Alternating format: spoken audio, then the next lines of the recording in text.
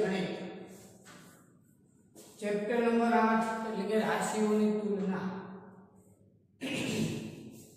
એના 9મા લેક્ચરની અંદર આપણે સ્વાધ્યાય 8.3 છઠ્ઠો દાખલો પૂરો કરેલો બરાબર। આજે એટલે કે 10મા લેક્ચરની અંદર આપણે સ્વાધ્યાય 8.3 ની આગળ 7મા દાખલાની શરૂઆત કરીશું બરાબર। તો દરેક વિદ્યાર્થી મિત્રો દાખલા નંબર 7 સ્વાધ્યાય 8.3 ની રકમ જુઓ કે એમાં 7મા ની અંદર તમને બે દાખલા આપેલા છે। પહેલો કે ચોકમાં કેલ્શિયમ, બીજું કાર્બન અને ત્રીજું ઓક્સિજનનો ગુણોત્તર। ચોકમાં કેલ્શિયમ, કાર્બન અને ઓક્સિજનનો ગુણોત્તર તમને આપેલો છે 10:3:12। તો ચોકમાં કાર્બનની ટકાવારી શોધો એવું કીધું બરાબર। પહેલો પ્રશ્ન તો એની અંદર આપણે પહેલા પ્રશ્નની ગણતરી કરીએ કે ચોકમાં કેલ્શિયમ, કાર્બન અને ઓક્સિજનનું મિશ્રણ પ્રમાણમાં કેટલું આપેલું છે 10:3:12 કેલ્શિયમ, કાર્બન અને ઓક્સિજન। એટલે એની અંદર પહેલો બરાબર કે ચોકમાં કેલ્શિયમ, કાર્બન અને ઓક્સિજનનું પ્રમાણ, ઓક્સિજનનું મિશ્રણ પ્રમાણ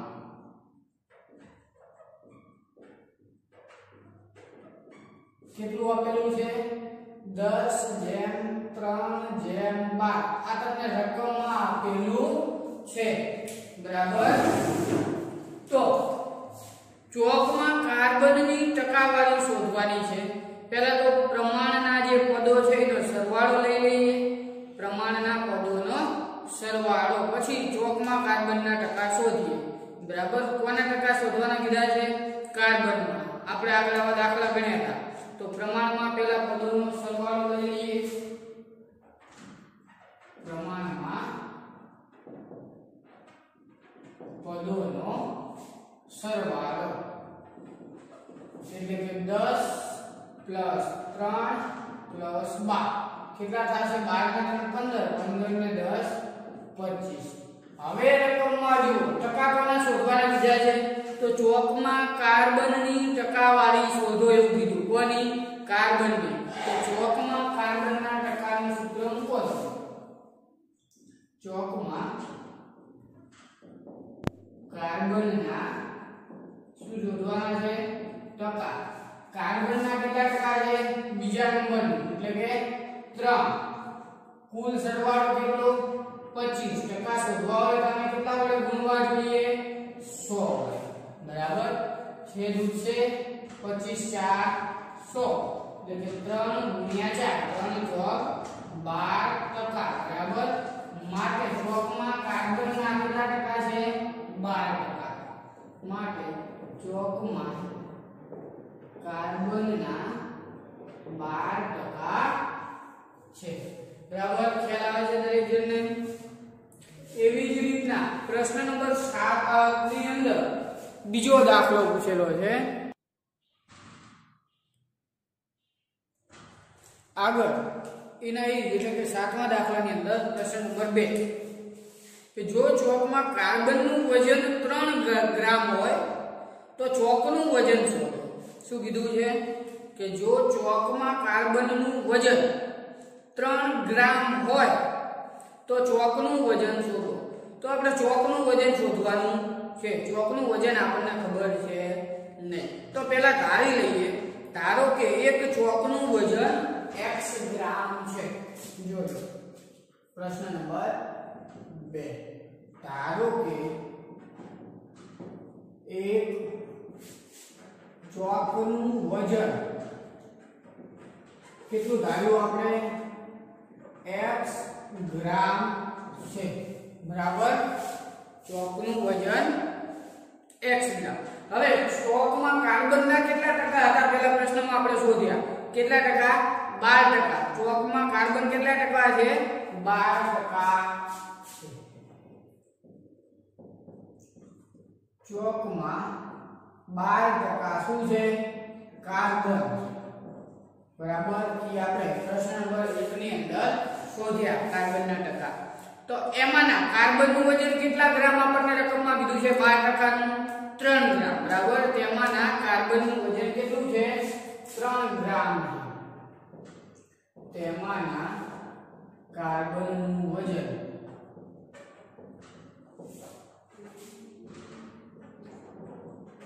3 ગ્રામ છે. આપણે શોધવાનું શું કીધું રકમમાં ચોકનું વજન તો કે x ના 12%. x ના 12% એટલે કેટલું થશે x ના 12% બરાબર 3 બરાબર. હવે ટકા શોધવા હોય ટકાની નિશાની તમે કાઢો તો છેદમાં કેટલા આવી જાય 100 આવી જાય ને બરાબર. એટલે આવું થશે કે x ગુણ્યા 12 ના છેદમાં 100 બરાબર 3. આપણે તો x ની કિંમત x એટલે કે ચોકનું વજન આપણે શોધવાનું છે. તો x ને કરતા બનાવી નાખો બીજું બધું બરાબર ની બીજી બાજુ લઈ જાઓ. એટલે કે 100 ગુણા ભાગાકારમાં હતા તો ગુણાકારમાં આવી જાય 12 ગુણાકારમાં હતા તો ભાગાકારમાં છેદ ઉડી જાય 3 4 12 એટલે x બરાબર 100 ના છેદમાં 4 એટલે કે 25 4 100. તો x ની કિંમત એટલે કે ચોકનું વજન કેટલા ગ્રામ થયું 25 ગ્રામ. માટે ચોકનું વજન કેટલું છે તો કે માટે ચોકનું વજન 25 ગ્રામ છે બરાબર. જે આપણને શોધવાનું કીધું હતું બરાબર. ખ્યાલ આવે છે દરેક જણને. આગળ જોઈએ દાખલા નંબર 8 સ્વાધ્યાય 8.3 નો.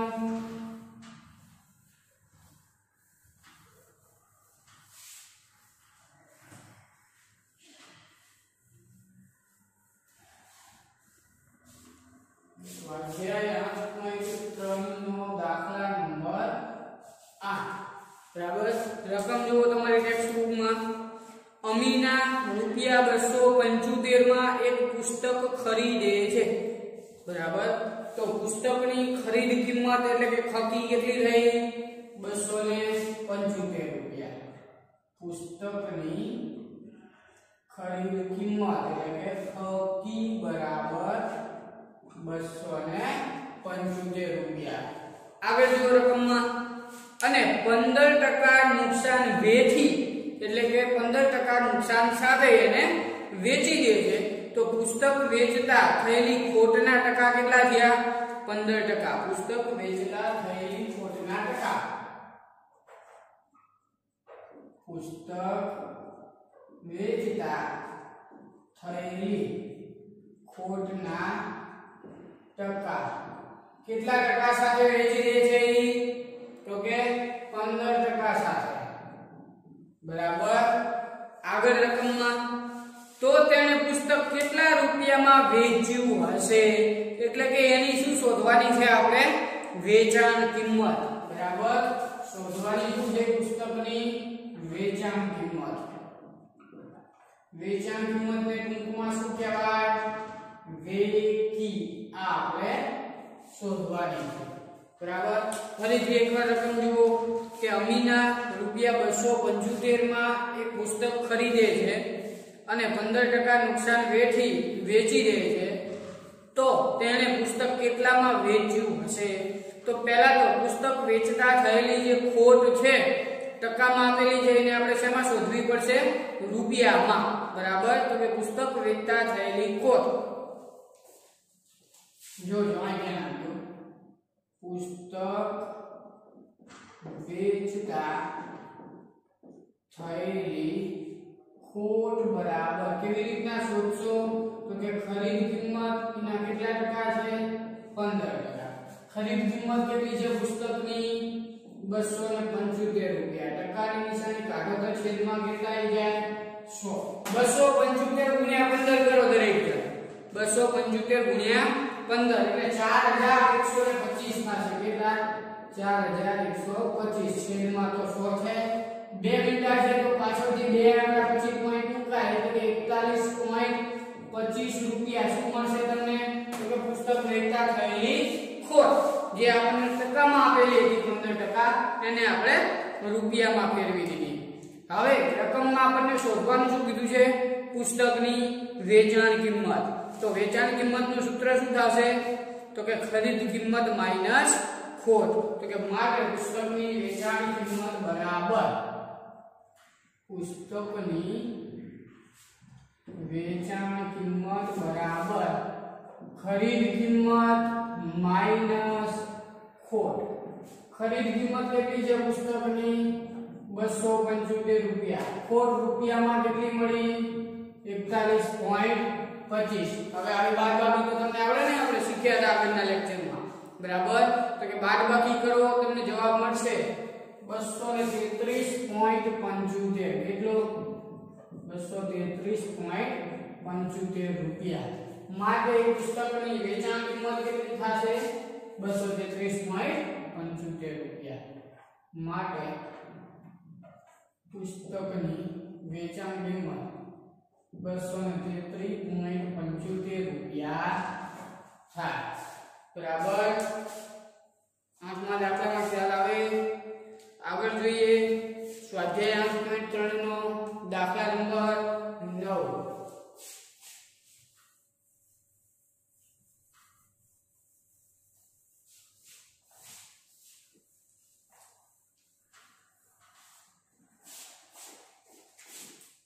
દાખલા નંબર 9 ની રકમ જુઓ. એની અંદર પણ તમને અલગ અલગ બે રકમ આપેલી છે. રકમમાં એવું કીધું છે કે નીચેની રકમ 3 વર્ષનું વ્યાજ મુદ્દલ શોધો. એટલે કે વ્યાજ મુદ્દલ એટલે કે વ્યાજ શોધો અને એમાં મુદ્દલ એટલે કે જે કઈ રકમ હોય એને ઉમેરી દો તો તમને વ્યાજ મુદ્દલ મળે. બરાબર? કેટલા વર્ષનું? 3 વર્ષનું. તો પહેલામાં તમને મુદ્દલને આપણે શેના વડે દર્શાવતા હતા? મુદ્દલ એને p વડે દર્શાવતા હતા. જો તો પહેલા દાખલાની અંદર મુદ્દલ p કેટલા રૂપિયા આપી છે? 1200 રૂપિયા. બરાબર? અને વાર્ષિક વ્યાજનો દર એટલે કે r. બરાબર? વ્યાજનો દર કેટલો આપ્યો છે? એને દર્શાવતા હતા r વડે. 12%. કેટલો છે રકમમાં? 12%. બરાબર? મુદત એટલે કે સમયગાળો. એને આપણે m વડે દર્શાવતા. બરાબર? પણ અહીંયા t વડે દર્શાવવાનું કીધું છે તો આપણે t વડે દર્શાવીએ. કેટલા વર્ષ હતો? 3 વર્ષ છે. બરાબર? તો વ્યાજ મુદ્દલ શોધવાની છે. તો પહેલા તો એનું સાદું વ્યાજ એટલે કે i શોધી નાખીએ. બરાબર? જોજો અહીંયા સાદું વ્યાજ એને દર્શાવાય i વડે. તો આનું સૂત્ર તો TRN/100. બરાબર? TRN/100. પણ અહીંયા n ની જગ્યાએ આપણે મુદ્દતને t વડે દર્શાવી તો એનું સૂત્ર થઈ જશે TRT/100. બરાબર? p કેટલો છે? મુદ્દલ એટલે કે 1200 રૂપિયા. r એટલે કે વ્યાજનો દર 12%. t કેટલા વર્ષ છે? 3 વર્ષ. અને છેદમાં 100. બે ના ઉડી જાય તો વધે 12, બીજા 12 અને 3. 12 ગુણ્યા 12, 12 નો વર્ગ 144 ગુણ્યા 3. કરો ગુણાકાર. 144 ગુણ્યા 3 એટલે કે 432 મળશે. કેટલો? 432 રૂપિયા. તમને શું મળ્યું? સાદું વ્યાજ એટલે કે i. બરાબર? પણ આપણને શોધવાનું શું કીધું છે? વ્યાજ મુદ્દલ. શું? વ્યાજ મુદ્દલ. તો આનું સૂત્ર છે કે વ્યાજ વત્તા મુદ્દલ. બરાબર? વ્યાજ કેટલું મળ્યું આપણને? 432 રૂપિયા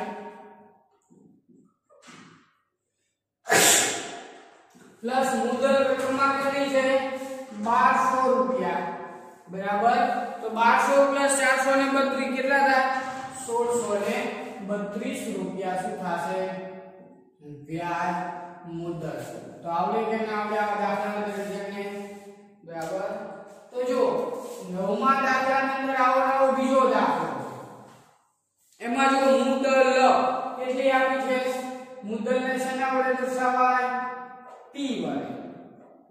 આપી છે તમને 7,500 રૂપિયા બરાબર વાર્ષિક વ્યાજનો દર એટલે કે વ્યાજનો દર આ કેટલા ટકા આપ્યો છે જો અંદર રકમમાં 5%. કેટલા ટકા 5 અને મુદત એને આપણે t વડે દર્શાવીએ છીએ. ઈ તો બંનેમાં આપણને કોમન જ આપેલું છે 3% બરાબર. તો આના ઉપરથી તમે સાદા વ્યાજનું સૂત્ર I બરાબર PRT/100 બરાબર. સાદા વ્યાજનું સૂત્ર મૂકો. સાદું વ્યાજ શોધો જે આપણે પહેલા દાખલામાં શોધ્યું એવી રીતના અને વ્યાજ મુદ્દલ એટલે કે વ્યાજ અને મુદ્દલનો સરવાળો કરી નાખો એટલે આપણને શું મળી જાય વ્યાજ મુદ્દલ બરાબર. તો આવડે બીજો દાખલો. તો આ બીજો દાખલો જે કઈ છે રકમની એકમમાં લખેલી છે. આ દાખલો તમારે હોમવર્કની અંદર જાતે ગણવાનો છે બરાબર. હા જોઈએ આગળ દાખલા નંબર 10 બરાબર. દાખલા નંબર 10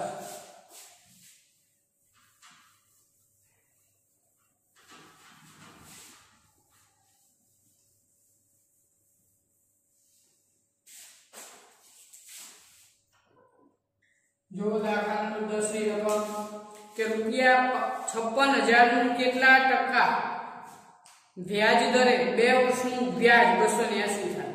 હવે એ જ વસ્તુ ₹56,000 નું એટલે કે મુદ્દલ તમને રકમમાં p આપ્યું કેટલું 56,000 રૂપિયા બરાબર. કેટલા ટકા વ્યાજના દરે એટલે કે આ વ્યાજનો દર શું કીધું શોધવાનો કીધેલો છે રકમમાં 2 વર્ષનું એટલે કે મુદત સમયગાળો કેટલા વર્ષ આપ્યો છે 2 વર્ષ. મુદત એને આપણે t વડે દર્શાવીએ છીએ બરાબર. સાદું વ્યાજ પણ તમને રકમમાં આપી દીધું છે. સાદા વ્યાજને આપણે શેના વડે દર્શાવીએ છીએ I વડે. કેટલું આપેલું છે ₹280. તો આપણે વ્યાજનો દર આ શોધવાનો છે જે આપણે સૂત્ર મૂકીએ છીએ એ સૂત્ર મૂકી દેવાનું કે I બરાબર PRT/100 બરાબર. જો I કેટલો આપ્યો છે 280. P 56,000 R શોધવાનો છે અને T 2 વર્ષ છેદમાં 100 બરાબર. જો બે મિનિટા ઉડી જશે. R ને કરતા બનાવો એટલે કે બરાબરની એક સાઈડ એટલો રાખો બીજું બધું બરાબરની બીજી બાજુ લઈ લો તો આવું થાય કે R બરાબર 280 બરાબર. હવે 560 અધ્યાય ગુણાકારમાં છે બીજી બાજુ આવે તો ભાગાકાર અને 2 ગુણાકારમાં છે એ બીજી બાજુ આવે તો ભાગાકાર થશે આવું બરાબર. છેદ ઉડાડો તો 28 * 56 એટલે કે 280 ગુણ્યા 2 કરો તો 560 થાય. તો એકના છેદમાં કેટલા ટકા થશે આ વ્યાજનો દર 2 દુને 4%. હવે એકના છેદમાં 4 ચોથો ભાગ એટલે કેટલા ટકા કહેવાય 25%. 0.25% કેટલા 0.25%. આવડે કે ના આવડે દરેકને. અને આ સ્વાધ્યાય 8.3 અથવા તો ચેપ્ટર 8 રાશિઓની તુલના એનો છેલ્લો દાખલો એટલે કે દાખલા નંબર 11 સેમ આના જેવો જ છે કે જો મીના તેણે વ્યાજે લીધેલ અમુક રકમનું વાર્ષિક 9% ના દરે જોઈ આ સૂત્રમાં કિંમત મૂકવાની બરાબર. અહીંયા કિંમતમાં ફેરફાર થઈ જાય. દાખલા નંબર 11 શું કીધું રકમમાં મીના એને વ્યાજે લીધેલ અમુક રકમ એટલે કે P મુદ્દલ શોધવાની બરાબર. 9% વાર્ષિક દરે 1 વર્ષનું વ્યાજ 45 રૂપિયા ચૂકવે. વ્યાજ 45 રૂપિયા. વ્યાજનો દર 9% બરાબર. 1 વર્ષનું તો t એટલે કે મુદત સમયગાળો કેટલો થઈ ગયો 1 વર્ષ આમાં કોને કરતા બનાવશો જે શોધવાનું છે એ કરતા બનાવી દેવા બરાબર જો તો આવી રીતના થાય સૂત્ર કે p બરાબર i 100 ભાગાકારમાં આધાર ક્યાં આવી જાય ગુણાકારમાં અને r t ગુણાકારમાં આધાર હોય ભાગાકાર આમાં તમે કિંમત મૂકી દો તો તમને p એટલે કે મુદત મળી જાય બરાબર આવડશે જાતે પૂરો કરી નાખજો તો અહીંયા આપણું ચેપ્ટર 8 રાશિઓની તુલના પૂરું થાય છે બરાબર આવતા લેક્ચરમાં નવા ચેપ્ટર સાથે આપણે મળીશું